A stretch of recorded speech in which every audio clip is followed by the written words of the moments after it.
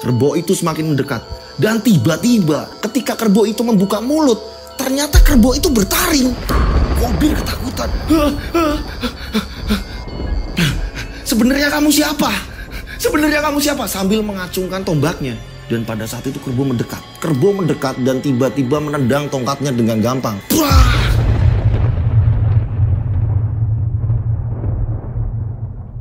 Assalamualaikum warahmatullahi wabarakatuh. Kembali lagi bersama saya Rian Agus Widodo. Banyak banget boomnya.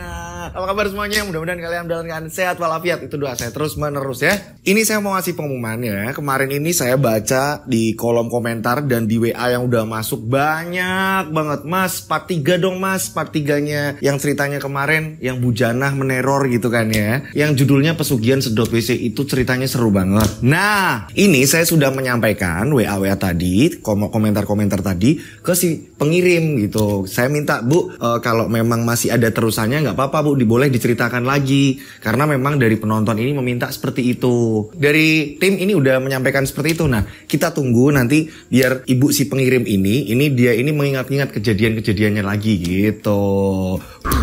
Kita berdoa mudah-mudahan ada selanjutnya ya. Karena memang itu cerita seru banget. Buat yang belum nonton, kalian langsung nonton video sebelum ini. Jadi judulnya Pesugihan Sedot WC. Itu sampai saya bikin 2 part. Karena ceritanya seru dan panjang banget. Panjang banget ceritanya sampai dibagi 2. Biasanya kan ini sekali bubar gitu ya. Itu diceritain itu panjang banget. Nah, videonya yang mana sih Mas Dodo? Inilah videonya. Nah, kalian bisa nonton di video sebelumnya. Oke. Nah, cerita kali ini udah lama sekali cerita. Jadi di sini ini ada seekor kerbau ini yang mengamuk, nyaris menghabisi seluruh warga. Nah, di kampung tersebut juga ada rumor pesugihan. Dan warga menyimpulkan itu bukan kerbau biasa. Dan ini bagus banget judulnya. Ganasnya amukan siluman kerbau. Kalian udah penasaran? Ini ceritanya ngeri banget ya. Kalian udah penasaran semuanya? Tak perlu lama-lama lagi, kita langsung saja menuju ke ceritanya. Ada di antara kita, mereka ada di antara kita, kita ada di antara mereka. Mereka ada di antara kita. Boom, boom, boom, boom. Seperti biasa, nama tempat tokoh disamarkan untuk keamanan bersama. Karena memang ini biar aman di kemudian hari, tidak ada kendala-kendala dalam saya bercerita. Saya dan tim ini tidak bertanggung jawab jika kemudian hari ini cerita ini gimana gitu ya. Aman ini cerita ini untuk dibawakan aman sekali. Nah, di sini kejadiannya ini tahun 90-an akhir gitu. 90-an akhir ini mau ke arah-arah 2000-an mungkin ya. Tokoh di sini kita sebut saja namanya Mas Kodir. Mas Kodir ini hidup bersama ibu dan keempat adiknya. Bapaknya Mas Kodir sudah lama meninggal. Jadi bisa dikatakan Mas Kodir ini jadi kayak kepala rumah tangga. Padahal dia ini masih muda. Usia Mas Kodir ini 15 tahun. Mas Kodir ini hanya lulusan SMP. Dia tidak bisa melanjutkan. Karena apa? Karena kendala biaya. Mereka hidup di rumah yang sangat sederhana sekali. Dan Mas Kodir ini lebih mementingkan adik-adiknya yang sekolah ketimbang Mas Kodir. Jadi udah pasrah, yang penting adik-adik sekolah. Karena Mas Kodir di sini jadi tumpuan hidup di keluarganya. Nah, ibunya Mas Kodir ini untuk membantu keuangan di rumah. Ibunya Mas Kodir ini pedagang pecel keliling. Pecel terus urap gitu kan. Yang ditaruh di tampah gitu kan. Ini untuk mengais rezeki. Nah, di kampung tersebut, karena memang bisa dikatakan ini di daerah pelosok ya, ini nyari pekerjaan yang tetap ini sulit, minim sekali. Jadi Kodir sehari-hariannya ini kalau ada orang yang membutuhkan jasanya untuk membentulkan apa, genteng lah atau apa segala macam, ini diambil sama Kodir. Sering sekali disuruh warga, tetangga segala macam apa, itulah Kodir. Nah, di kampung Kodir ini banyak rumor ada pesugihan katanya. Jadi setiap Kodir ini main dengan teman-temannya, sepulang main bola sore-sore, ini teman-temannya ini ketika mereka pulang bareng, ini mereka pada cerita, kalian tahu gak sih, katanya di kampung kita ini ada loh yang lakuin pesugihan. Ah, masa sih? Iya loh. Oh no loh. Iya, katanya iya. Pada seperti itu. Juga orang-orang dewasa yang ikut main bola, ya kan? Jadi seru tuh kalau sore itu main bola di kampung, kan? Ini juga mengatakan seperti itu sama. Katanya di kampung tersebut ini ada rumor pesugihan. Pada saat itu, Kodir ini mikir. Sesampainya di rumah ini mikir, nggak langsung masuk ke rumah. Padahal udah maghrib. Kodir ini duduk sambil merenung. Kayak gini rumah peninggalan bapak, tapi banyak yang bocor. Bener apa kata teman-teman? Yo, yang kaya makin kaya, yang miskin yang makin miskin. Ternyata ibunya Kodir ini ada di belakangnya Kodir. Mandi. Nggih Bu, kamu itu mikir apa? Kayak gini lah Bu, hidup kok susah. Kita yang miskin tambah miskin, yang kaya pada kaya Bu. Ya itulah di kampung kali ya Bu. Udah leh, yang penting semangat. Nanti juga ada kerjaan tetap kok. Nggih Bu. Akhirnya Qadir mandi. Dan setelah mandi seperti biasa nih. Setelah mandi segala macam nanti baru ke masjid. Seperti itu Qadir. Di tetangganya Qadir, tidak jauh dari rumah Qadir, ini ada orang, kita sebut saja namanya Pak Sueb. Pak Sueb ini mempunyai kerbau. Pak Sueb minta tolong sama Qadir. Biasanya ini dikerjakan Pak Sueb sendiri. Pak Sueb tiba-tiba datang ke Qadir. Ini pada pagi hari Pak Sueb ngomong sama Qadir. Dir, nggih Pak, wonten apa Pak? Sekarang ini Bapak lagi garap-garap sawah. Lah itu ada kerbaunya Bapak. Kamu yang ngangon ya Le, nanti dikasih makan, ditungguin aja. Yo, kayak biasanya Bapak ngelakuin lah. Kamu kan sering lewat kalau kamu pas pulang main bola. Kamu pernah lihat kan? Nggih Pak. Ya udah mulai kapan Pak? Ya udah, mulai nanti siang kamu datang ke tempat Bapak, nanti tak ajarin. Nggih Pak. Akhirnya Qadir ke tempatnya si Pak Sueb. Siang-siang. Nah di situ memang ada 5 kerbau di kandangnya. Pak Sueb ini ngasih arahan. Nanti kayak gini loh Le. Nanti kayak gini loh Le. Yo, nggih Pak. Singkat cerita. Hari pertama, hari kedua, hari ketiga aman. Qadir ini jagain kerbau, tapi memang hasilnya tidak seberapa. Ya sebenarnya santai. Udah tinggal kerbau ini diajak keluar ke sawah, ke lapangan, terus dia makan gitu kan, ya makan rumput atau apa segala macam. Sebenarnya gampang pekerjaan ini. Cuma ya memang capek juga nungguin kerbau, ya kan, mandiin kerbau nanti dibawa ke kali gitu kan. Nanti Qadir mandiin kerbaunya. Seperti itu. Ini hari-hari pertama aman nih. Nah, Qadir ini pulang. Saat Qadir pulang, adiknya Qadir, yang adik Qadir pas ini, tiba-tiba sedang ngomong sama ibunya. Qadir denger. Ini kurang lebih jam 5 sore. Nah ini adiknya Qadir, ini seorang laki-laki juga sama. Ini ngomong sama ibunya. Bu, mending Fikri gak usah sekolah aja ya Bu. Kita sebut aja namanya Fikri. Fikri biar nemenin Mas Qadir. Nanti Fikri tak nyari kerjaan atau apa. Le, kamu jangan ngomong kayak gitu. Kamu tetap sekolah. Lawang kamu udah kelas 6 SD kok. Sebentar lagi masuk SMP. Makanya Bu, tapi Fikri memang gak tega Bu. Lihat Mas Qadir nyari uang susah, ibu nyari uang ya susah. Mending Fikri kayak Mas Qadir aja Bu, gak usah ngelanjutin sekolahnya. Tiba-tiba Qadir masuk. Hei Fikri, kamu jangan bilang kayak gitu. Kamu tetap sekolah. Jangan tiru Mas.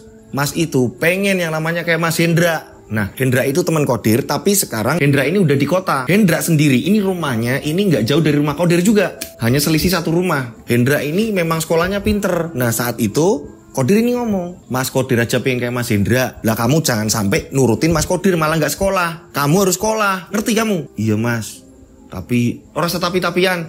Nanti Mas yang nyari uang, pokoknya kamu sekolah. Mau jadi apa kamu kalau gak sekolah? Iya Mas.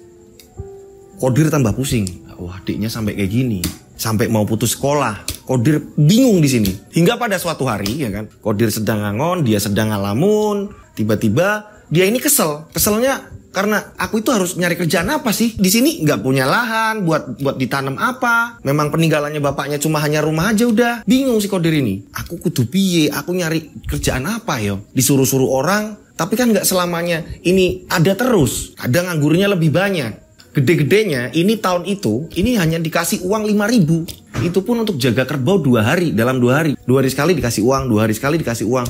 Itu gede-gedenya cuma 5.000. Ini Qadir akhirnya kesel sendiri dengan kondisinya kok seperti ini banget gitu ya kan. Nah Qadir akhirnya menghampiri kerbaunya, menghampiri salah satu kerbaunya yang lagi diangon sama Qadir. Memang pada diikat semua gitu kan, diikat sama pohon gitu kan. Qadir menghampiri salah satu kerbaunya. Tiba-tiba Qadir maki-maki kerbaunya. Bu, ngerti gak Bu? Aku itu capek, kesel, bingung. Kayak gini nganggur, pusing. Kamu itu loh, enak kamu. Gemuk, cuma makan rumput, langsung gemuk.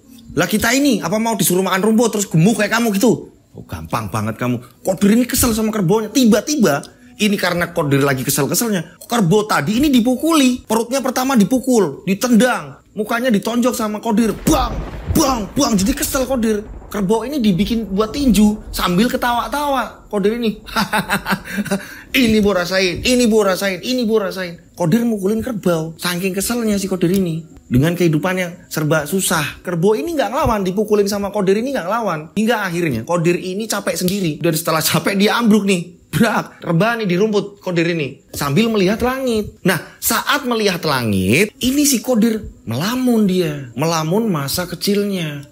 Dimana waktu itu Qadir ini masih SD. Mungkin kelas 3, kelas 4 ini ya.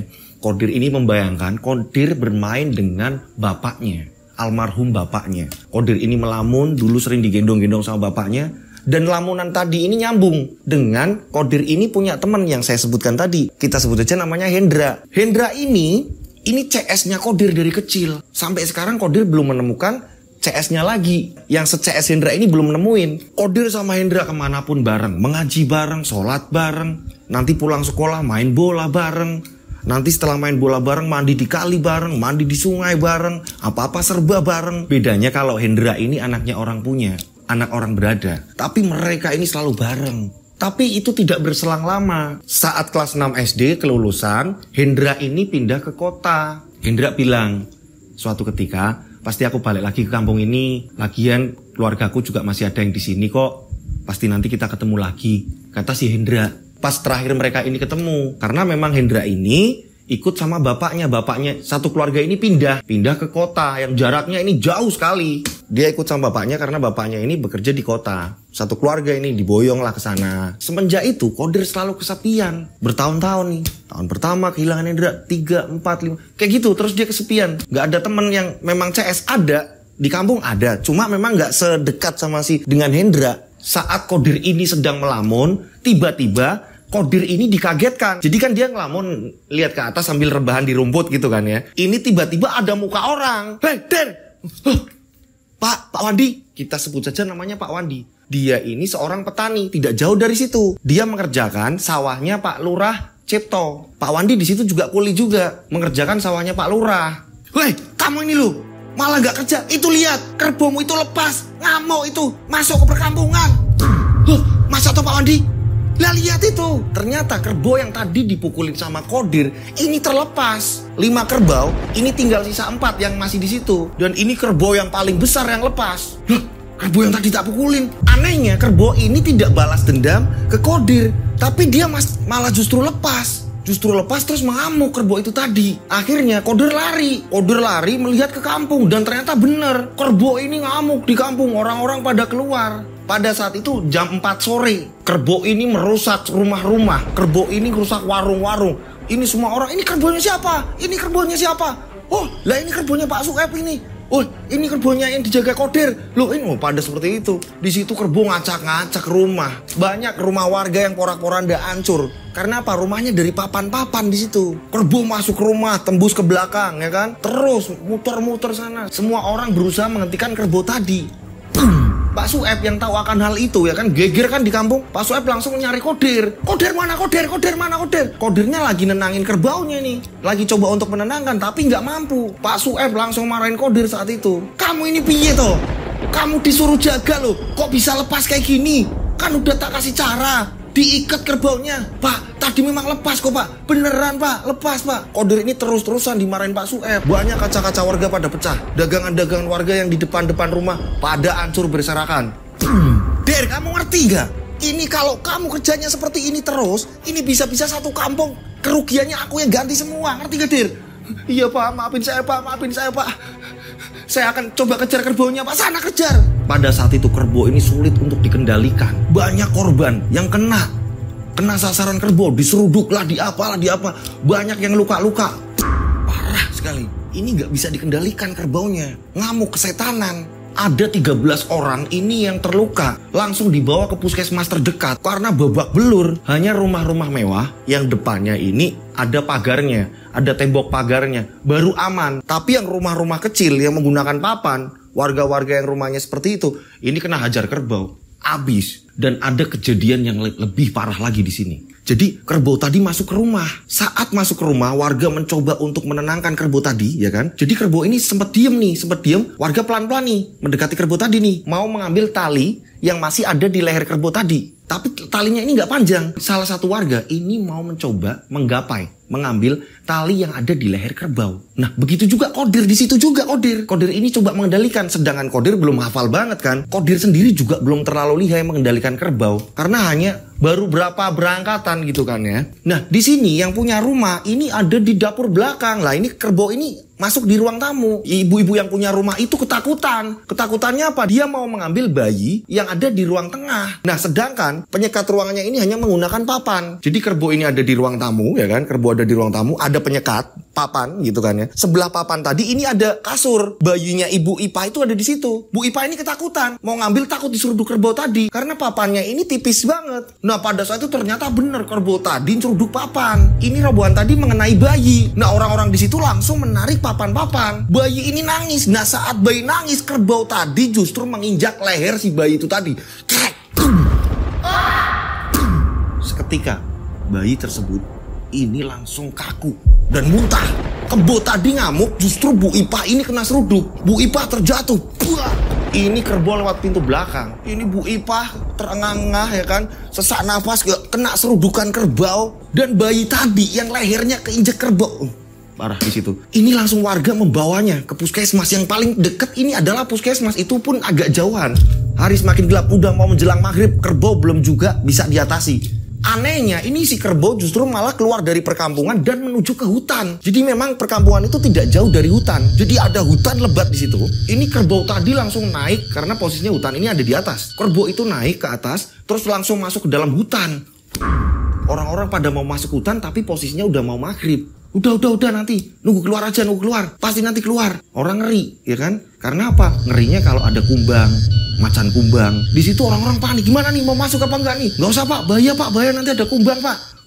Akhirnya mereka turun lagi, masuklah ke kampung lagi, dan banyak kerusakan di situ. Semua orang-orang pada nangis, hancur lebur rumah-rumah, dihajar sama kerbau. Pada saat itu semua warga mendatangi rumah Pak Sueb. Warga ini berteriak-teriak, Pak Sueb pokoknya ganti rugi. Keluarga saya ini loh jadi korban. Rumah saya hancur. Ini gimana Pak Sueb? Semua orang-orang pada seperti itu. Pak Sueb, anakku Pak Sueb. Anakku Pak Sueb. Pada seperti itu. Pak Sueb, bapakku Pak Sueb pernah seruduk. Pak Sueb tolong Pak Sueb. Kayak gitu, rumah warga ini banyak yang hancur. Pak Sueb bingung di sini. Dan Pak Sueb hanya bisa mengatakan, karena udah ditenangin sama Pak RT, sabar Pak, Bapak, Ibu sabar. Rumah saya juga rusak, sabar. Di sini Pak Sueb ngomong, iya, saya akan menggantinya semua. Ini karena ulah Qadir. Karena memang dia ini yang jaga. Ini benar-benar tanpa sepengetahuan saya. Tapi saya berjanji akan menggantinya semuanya. Mulai dari kerusakan rumah sampai biaya pengobatan. Saya siap ganti. Terjadi beneran ini.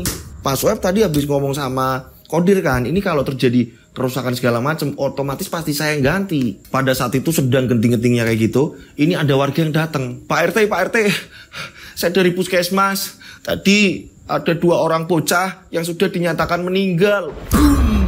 Dan ada salah satu bayi yang terinjak kaki kerbau. Putranya Bu Ipa meninggal.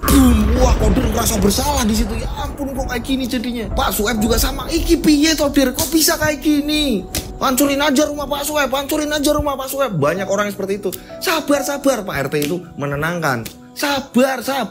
Ini kan musibah. Gak ada orang yang pengen membuat orang itu celaka kok. Sabar. Ini tidak disengaja. Sabar. Nah, pada saat itu ini Pak Lurah Cipto datang. Pak Lurah Cipto datang di situ langsung menenangkan warga, sabar. Nanti saya akan ikut membantu membereskan semua ini. Sabar. Enggak, kita laporin polisi aja, sabar. Ini kan Pak Sueb kan juga mau tanggung jawab. Ini juga namanya musibah. Sabar. Pak lah, tapi kan ini nyawa Pak. Ada yang sudah meninggal kayak gini.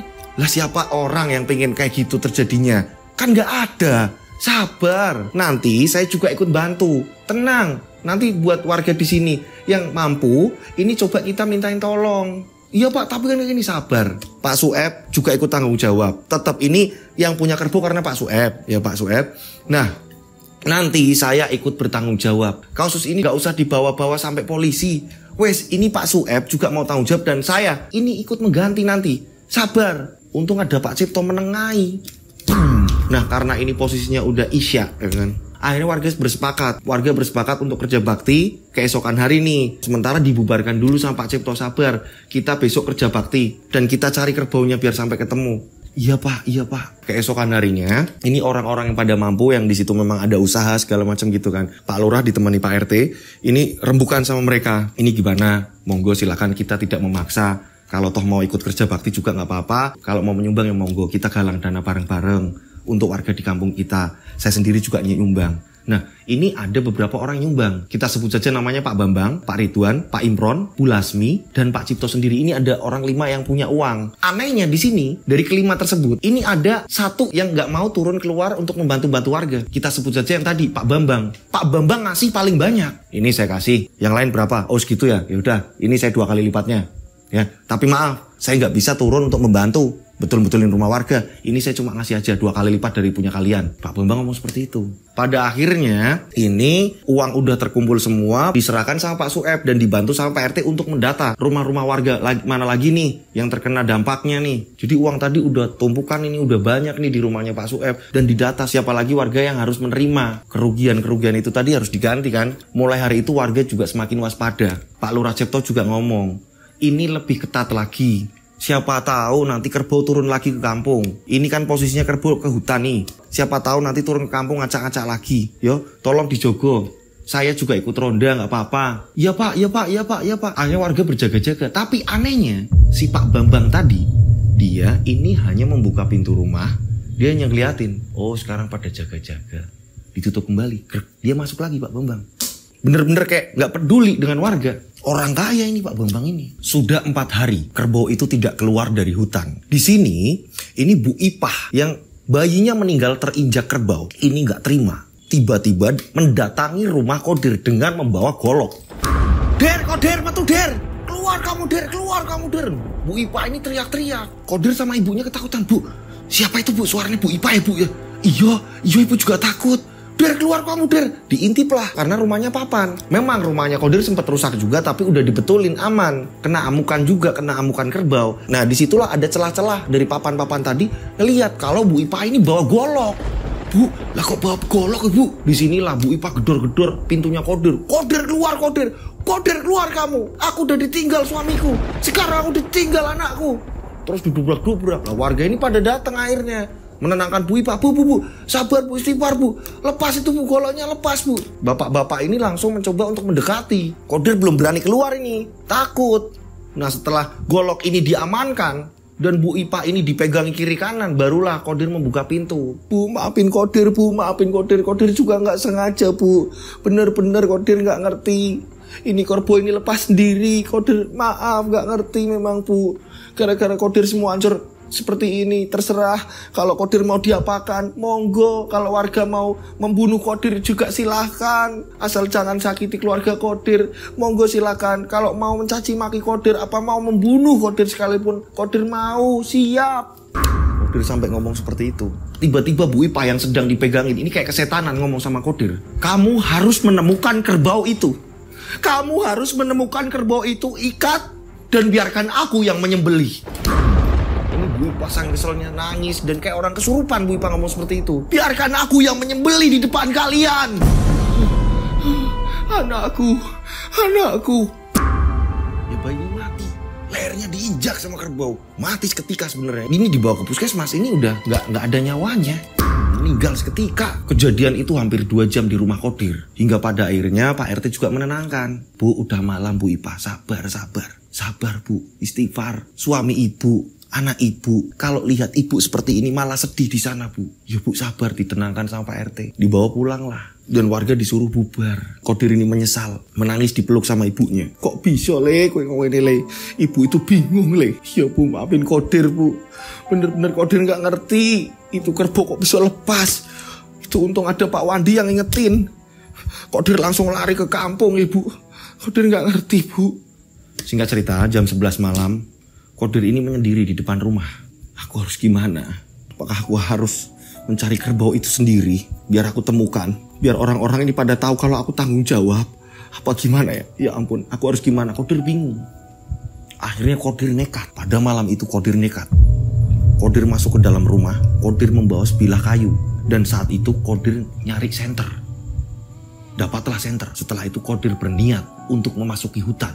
Tanpa ngomong keluarganya Kodir. Karena kalau ngomong pasti ibunya nggak bolehin. Kodir keluar dengan membawa kayu, dibikin runcing depannya, dibikin runcing jadi kayak hampir kayak bambu runcing gitulah. Dia membawa itu dan membawa senter. Ini warga sedang jaga-jaga semua, dijaga di depan rumah masing-masing ya kan. Kodir ini jalan lewat belakang rumah, lewat kebun-kebun. Kodir ketemu sawah juga jalan lagi. Kodir menelusuri di mana arah kerbau ini menuju ke hutan, menyusuri itu tadi. Tepat di bibir hutan, Kodir di sini tidak mengurungkan niat, tetap pengen masuk hutan. Padahal Kodir mendengar suara auman-auman kumbang. Kodir ini melihat sekitar, dan memang pada saat itu untungnya ini bulan purnama. Bulannya ini benar-benar menyinari. Jadi dalam keadaan di dalam hutan pun masih ada sinar dari bulan. Kodir langsung masuk ke dalam hutan. Tahun 90-an itu, ini hutan ini masih banyak yang lebat. Dan kemarin saya juga ke arah Petung Priyono di daerah Pekalongan. Pernah jalan-jalan ke situ kemarin sama anak-anak gitu kan ya. Ini saya lihat ternyata alam di Pekalongan, ini di bagian selatan ya Mas Lutfi. Di bagian selatan, ini hutan masih lebat. Mungkin di daerah Kodir, kayak gitu juga mungkin lebih lebat. Nah saya bisa ngebayangin tuh waktu saya ini jalan-jalan ke Petung Priyono. Oh kayak gini mungkin keadaannya kondisinya. Dalam hati Kodir, harus kutemukan kerbau itu yang sudah meresahkan warga. Kodir masuki hutan. Kodir mendengar suara auman-auman kumbang. Kodir sebenarnya takut, tapi di sini bodo amat. Terus dia menelusuri. Dari pohon 1, pohon 2, dia ngumpet, dia cari, dia coba senter-senterin. Dan gak lama kemudian Kodir menemukan justru malah babi hutan. Babi hutan ini di depan Kodir. Babi itu ketakutan lari. Justru babi ini malah yang takut. Ini Kodir tetap berjalan. Malam-malam sendirian masuk ke hutan. Banyak gemuruh suara-suara hewan-hewan liar. Ada suara burung lah, apalah segala macam. Kurang lebih 1 jam sudah Kodir berada di hutan itu. Kodir terus mencari. Coba ada jejaknya mana ya? Mana? Kodir nyari. 1 jam sudah Kodir sudah di tengah-tengah hutan sendirian. Pokoknya di otak dia, aku harus menemukan kerbau itu. Entah dalam keadaan apapun.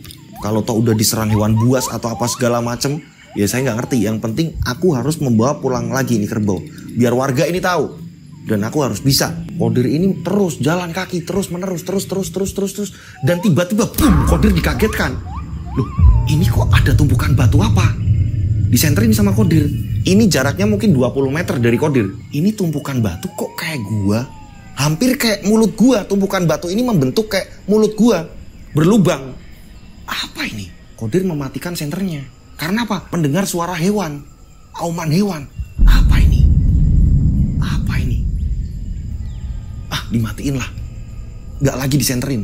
Karena Kodir takut. Tapi masih terlihat dari cahaya bulan tadi. Kodir tiba-tiba dikagetkan dengan melihat kerbau dengan membawa badan manusia. Loh, ini kerbaunya. Ini kerbau keluar dari mulut gua tadi. Ini menyeret keluar. Anehnya, kerbau tadi memakai kalung rantai emas. Rantainya ini besar-besar tapi emas bersinar. Kok kerbau pakai kalung emas? Dan kerbau tadi ini menyeret manusia, menyeret bocah. Dan di situ dengan lahap kerbau tadi mencabik-cabik bocah itu. Kodir ini benar-benar ketakutan, tidak berani menyalakan senter. Kerbau itu memakan dengan lahap. Dan tak lama kerbau itu masuk lagi. Dan gak lama kemudian kerbau menyeret orang kedua. Sama, dimakan, dicabik-cabik dia. Jeroan manusianya ini ya, dalam dalaman perut ini dihajar sama kerbau. Aneh, kerbau kok doyan kayak gitu. Padahal ini kerbau ini kan harusnya makan rumput. Ini enggak, ini makan manusia. Dan gak lama kemudian ini kerbau masuk lagi. Dan yang paling ngeri lagi ini pas ketika kerbau keluar. Ini dia tidak menyeret, melainkan menggigit. Karena yang dia bawa ini seorang bayi. Dan tiba-tiba dijatuhkan dari mulutnya. Bah!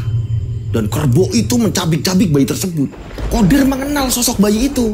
Bayi itu adalah bayinya Bu Ipah. Ini sedang dimakan-makan, dicabik-cabik. Tangannya dimakan semua, dimakan, digigit habis. Lahap kerbau itu. Dan saat kerbau tadi mencoba untuk menghancurkan bagian kepala dan mencoba untuk mengunyah dan menelan, tiba-tiba di sini saking ketakutannya si Kodir ini teriak, "Tolong, tolong!" Kodir kaget. Kerbau tadi ini langsung memuntahkan bayi tadi. Dari kejauhan kerbau melihat ini ada gerak-gerik manusia yang lihat. Kerbau tadi tahu di mana posisi Kodir. Justru kerbau tadi ini mulai mendekat ke Kodir, sedangkan Kodir ini kebingungan, ketakutan banget, gak bisa gerak. Kodir ini ketakutan, hanya bisa mundur-mundur. Nah, ini kerbau tahu aku di sini. Kodir malah ketakutan. Yang tadinya dia mau mencari, coba mau melukai lah atau apa, nanti setelah dia udah berdaya atau apa dibawa ke kampung, niatnya Kodir seperti itu. Kini malah justru Kodir ini malah yang mau diserang. Kerbau tadi mulai mendekat. Kodir lari akhirnya. Karena memang gelap, lari sekena-kenanya Kodir, setahu-taunya Kodir udah. Kodir ini lari terus menerus. Kodir ini tambah dalam masuk ke hutan. Tambah dalam, bingung dia lewatnya mana. Kerbau itu terus mengejar. Kerbau itu terus mengejar di mana Qadir lari. Dan pada saat itu Qadir justru malah terpleset. Saat Qadir terpleset ini Qadir nggak bisa ngapa-ngapain, hanya pegang-pegang akar-akar pohon bingung. Dia sudah terjebak. Belakang Qadir ini pohon besar. Dia sudah terjebak, dia nggak bisa lari kemana-mana lagi. Kerbau itu semakin mendekat. Kerbau itu semakin mendekat.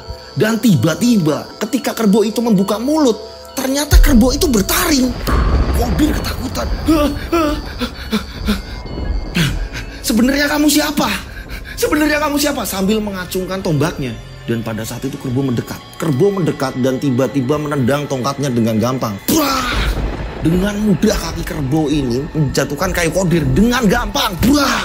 Saat itu kerbau menjulurkan lidah dan menjilat muka Qadir. Ketakutan Qadir. Kerbau tadi membuka mulutnya lebar-lebar. Ini Qadir ketakutan, bingung. Dia menghindar kan. Qadir mencoba untuk mencengkram mulutnya. Ya, ini untuk menghindari gigitan. Dan pada saat itu kaki kerbau ini ngangkat dan mau menginjak leher Qadir. Tolong! Ternyata ini Qadir ketiduran di depan rumah. Qadir mimpi, ternyata Qadir ini mimpi. Mimpinya ini serem sekali, kok kerbaunya kayak gini.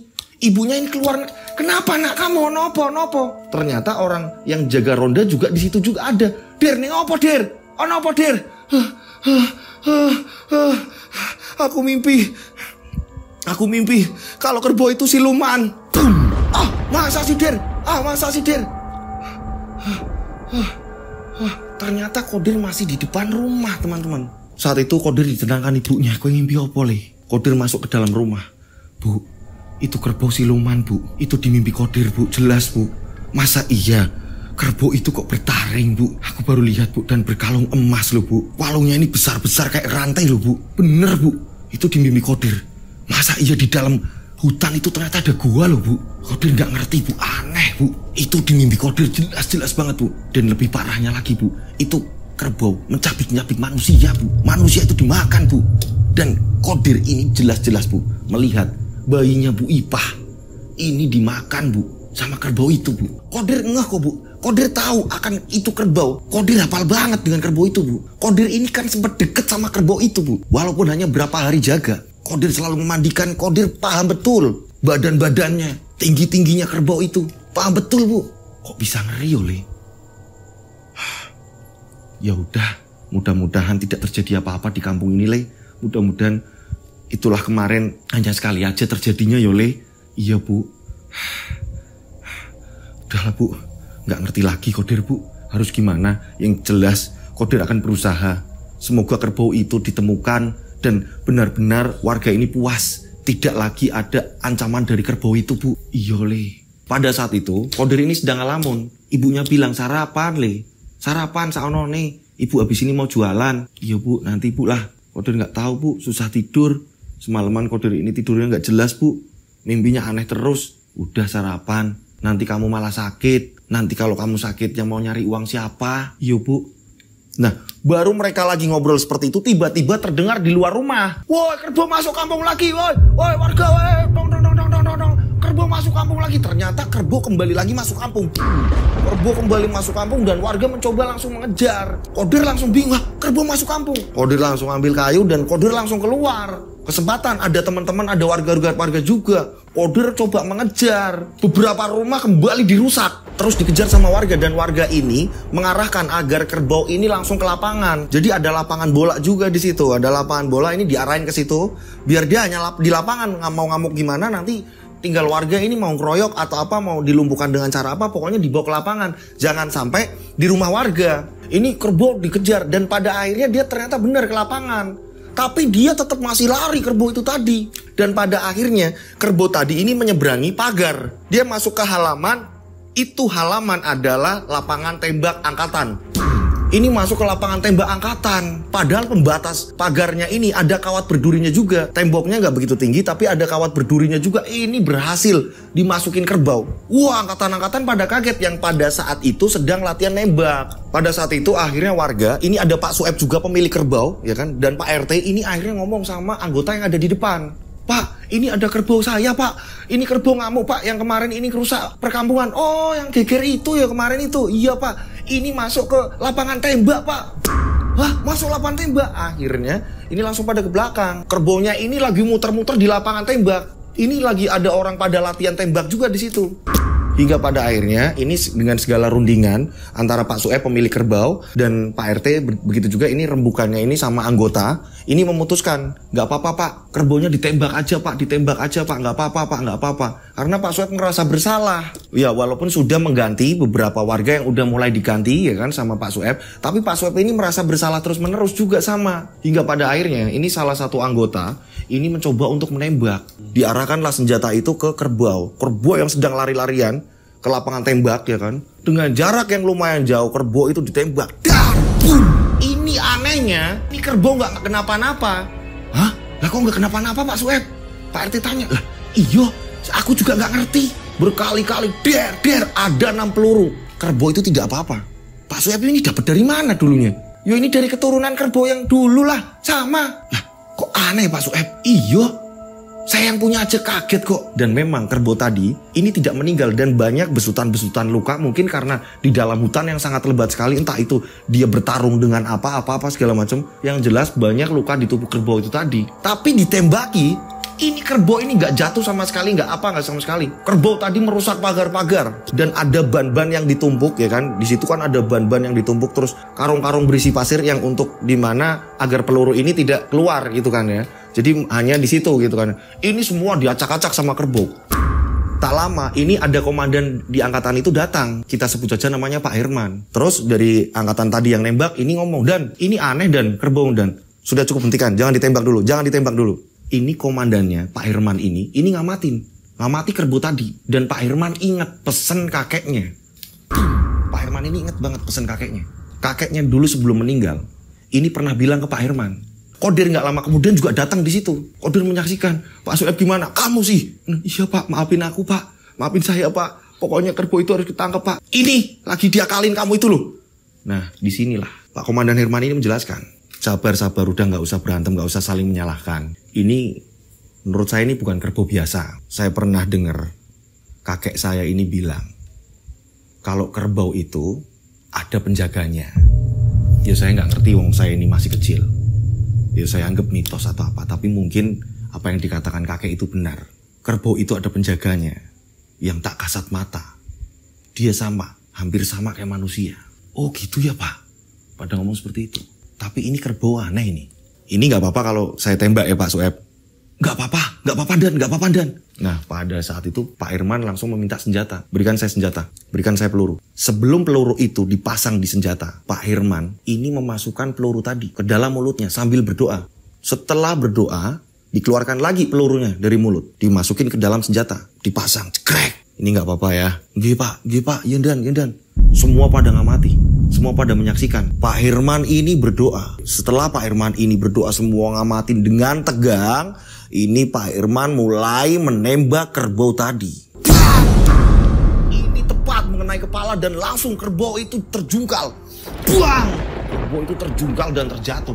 Ya kan?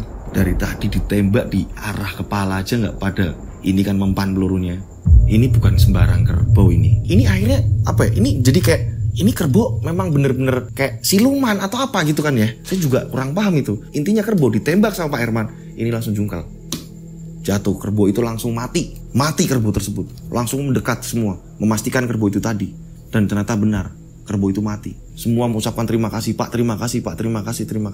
Hingga pada akhirnya kerbau tadi diangkat pakai truk angkatan, ini ditaruh di lapangan seberang, yang dimana lapangan kampung nih, lapangan orang-orang kampung di situ. Kenapa di situ ada hutan-hutan juga? Karena banyak angkatan yang latihan di hutan lah segala macam, deket-deket seperti itu gitu kan. Nah ini kerbau ditaruh di lapangan. Nah saat kerbau ini ditaruh di lapangan, ini warga baru pada melihat dan mendekat. Dan di sini Kodir penasaran. Pas dalam mimpiku ini ada taringnya. Di sini Kodir memastikan, karena ini kerbau udah mati kan, ini Kodir mencoba mendekat dengan tangan Kodir sendiri. Dia membuka mulut kerbau. Ini ada taringnya nggak nih? Saat dibuka, di sini Kodir kaget. Ternyata bener kerbau itu ada taringnya. Kodir ini langsung ngomong sama orang-orang. Pak Sueb, Pak, ini ada taringnya Pak kerbaunya. Mana. pada saat Pak Sueb sendiri nih yang membuka mulutnya, ternyata nggak ada. Mana Der kamu itu loh, ngaget-ngageti kamu itu. Tadi ada kok Pak. Kodir ini lihat dengan jelas ada. Apakah ini sama yang di dalam mimpi Kodir? Sampai Kodir bingung.